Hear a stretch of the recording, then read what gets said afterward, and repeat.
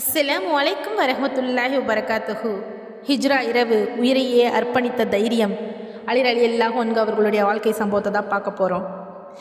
மக்கா அந்த இரவு மிகவும் பதட்டமாக இருந்துச்சு. முஹம்மது நபி ஸல்லல்லாஹு அலைஹி வஸல்லம் அவங்கள கொல்ல குறைஷி மக்கள் ரகசியமாக திட்டம் போட்டிருந்தாங்க.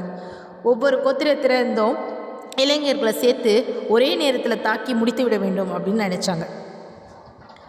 ஒரு தகவல், இந்த தகவல் நபிகள் நாயகம் ஸல்லல்லாஹு அலைஹி வஸல்லம் அவங்களுக்கு வந்ததும் இந்த இரவு ஒரு முக்கியமான இரவாக மாறிச்சு. அந்த நேரத்தில் நபிகள் நாயகம் ஸல்லல்லாஹு அலைஹி வஸல்லம் அவங்க அலி ரலியல்லாஹு அன்ஹு அவர்களை அழைச்சி, அலி இன்று இரவு நீ என் படுக்கையில் தூங்கு அப்படின்னு சொல்கிறாங்க.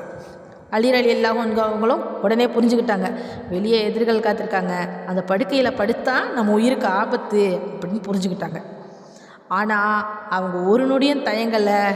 முழு மனசோட, நபியே நீங்கள் பாதுகாப்பாக இருக்கணும் என்றால் என் உயிர் போனாலும் பரவாயில்ல என்று முழு மனசுடன் சம்மதிக்கிறாங்க. இந்த இரவு நபிகள் நாயகம் ஸல்லல்லாஹு அலைஹி வஸல்லம் அவங்க தன்னுடைய போர்வையை அலி ரலியல்லாஹு அன்ஹு அவர்கள் மீது போத்துனாங்க. வெளியிலிருந்து பார்ப்பவருக்கு நபிகள் நாயகம் ஸல்லல்லாஹு அலைஹி வஸல்லம் அவங்க தான் படுத்திருக்காங்கன்னு தான் தோணும்.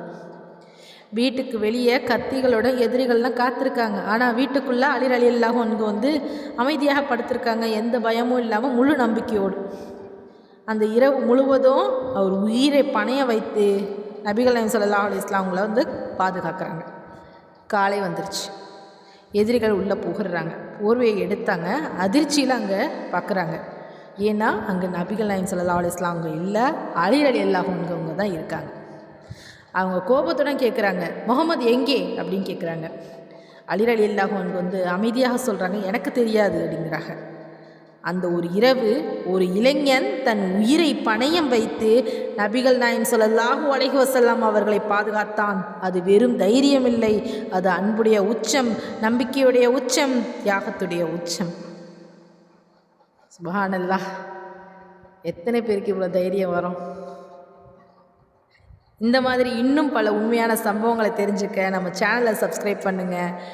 இந்த பயான் உங்களுக்கு பிடிச்சிருந்துச்சுன்னா லைக் பண்ணுங்கள். இந்த பயான் மற்றவர்களுக்கும் பயனடையணும்னா ஷேர் பண்ணுங்கள். இந்த பயானை பற்றின உங்களை கருத்துக்களை கமெண்ட் பண்ணுங்கள்.